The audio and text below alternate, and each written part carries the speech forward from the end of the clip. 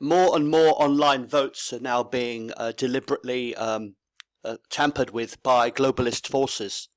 This is from the Daily Telegraph. It's about Remain. It was published today at 9:15 a.m., which is about half an hour ago, right? Half an hour ago. And it's a sarcastic pretense by Rupert Myers, some posh git working for the Daily Telegraph, that he's pretending that he made a mistake by voting Leave, whereas in fact he's a Remainer through and through.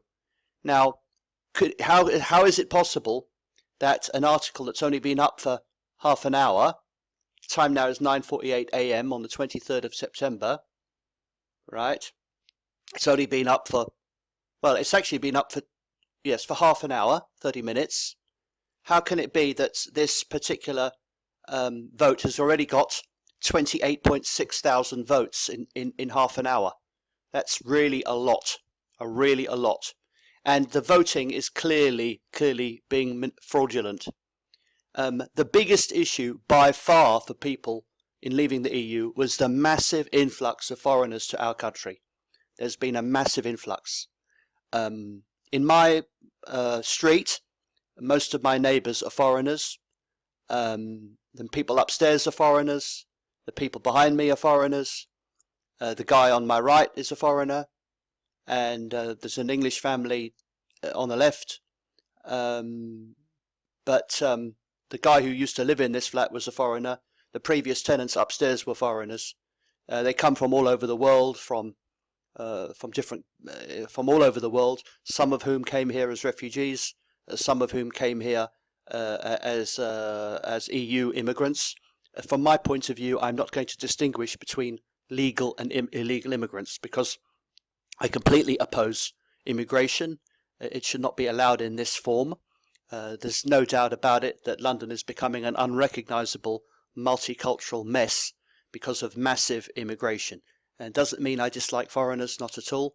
Whenever I meet them, I treat them as equals, because we have to. We have no choice. I'm a minority. I was born in London, but the vast majority of people in London were not born here, except babies, that is, lots of them being born. But their parents were not born here.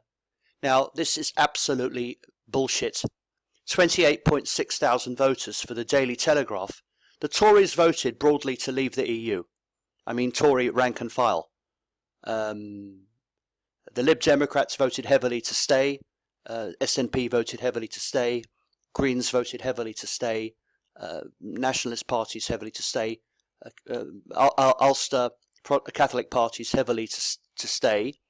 Ulster Unionists to leave. Protestants mostly to leave. Rural England heavily to leave. Rural Wales and Southern Wales mostly to leave. So the idea that 74% of people say they'd really rather we remained, that's 21,000 saying they'd rather remain. We've just had a vote where 52% of people said they didn't want to stay in the EU, and the biggest reason for that was immigration. And according to this, cut immigration if it means trade barriers. Trade barriers are a two-way street. Trade barriers, if we have trade barriers, they have trade barriers, big deal. It protects our own domestic industry. Okay, so what? People always make out that trade barriers are bad. No, they're not. We need to protect our domestic market. What's wrong with that? There's many good reasons. Exporters are not going to put tariffs on exports, so we can still import stuff under our... Now, I'm saying this is a fake result. Okay, I voted... I'm part of the 10% who said cut immigration. I don't believe this for a second. I believe that this apester, I believe this company is allowing, or even make your comment raw. The personality test, what's this? This is a company that's supposedly providing quizzes and stuff online. Well, anyway, Rupert, anybody with the name Rupert, what a stupid name. It's all right for a bear, I suppose. Anyone with the name Rupert, Okay, I admit it, I regret voting Remain. Well, I voted Leave, and I don't regret it. I completely, and I voted not to have the Iraq War. I supported peace, and I don't regret that either. There's very few things I regret. However, I have to say that I did at one point support the euro, and I deeply regret that.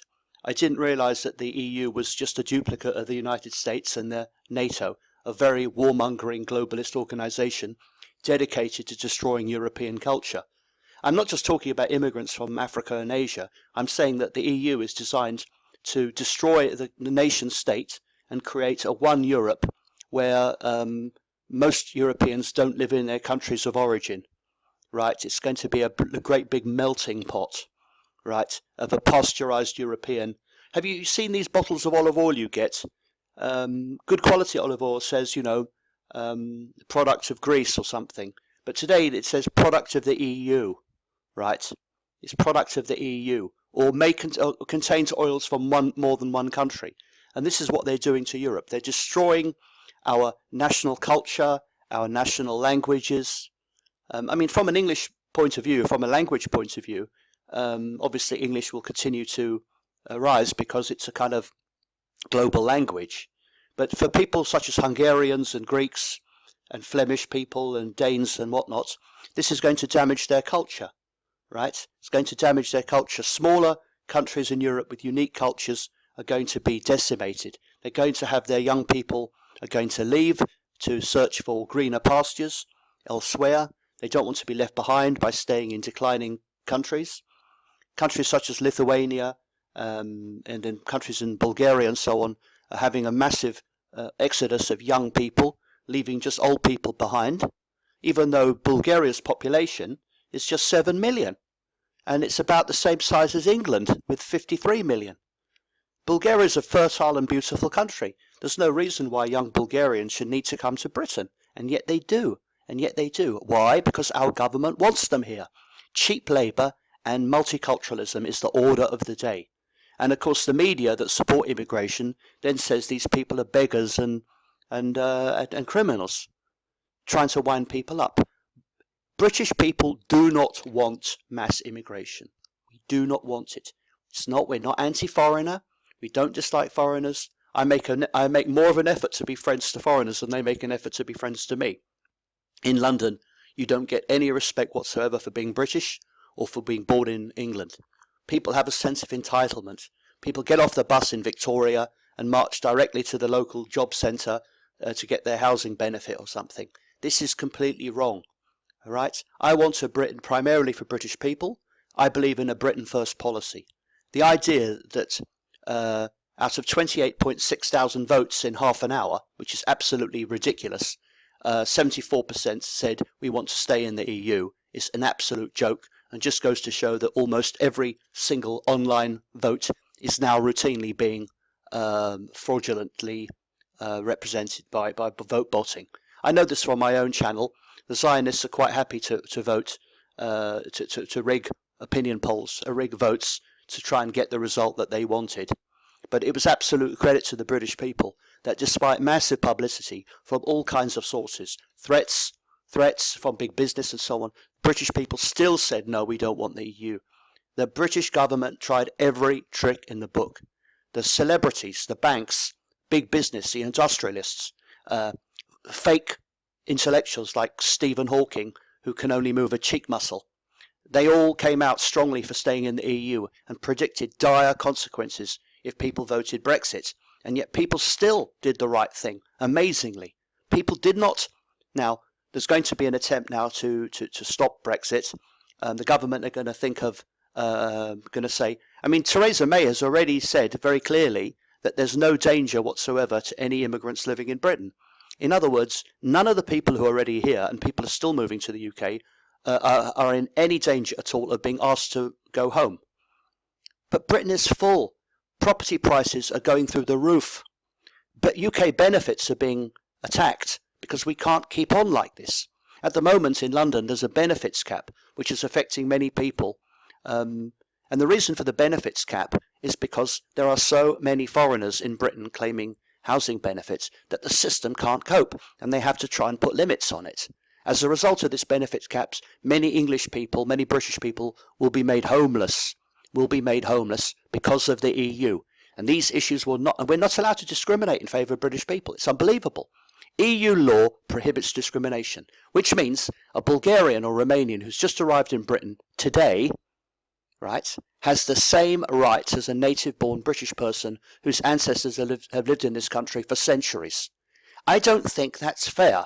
And I wouldn't expect to have the same rights as a Chinese person when I was in China. I would not expect it. I would expect the government to give priority to Chinese people in their own country. Why can't British government give priority to people, to British people? Not to me particularly, but to every British person, to genuine British people who were born here and whose parents were born here, to people who've served in the military, although God knows what the point is these days. That's the point I'm saying. Let's put British people first.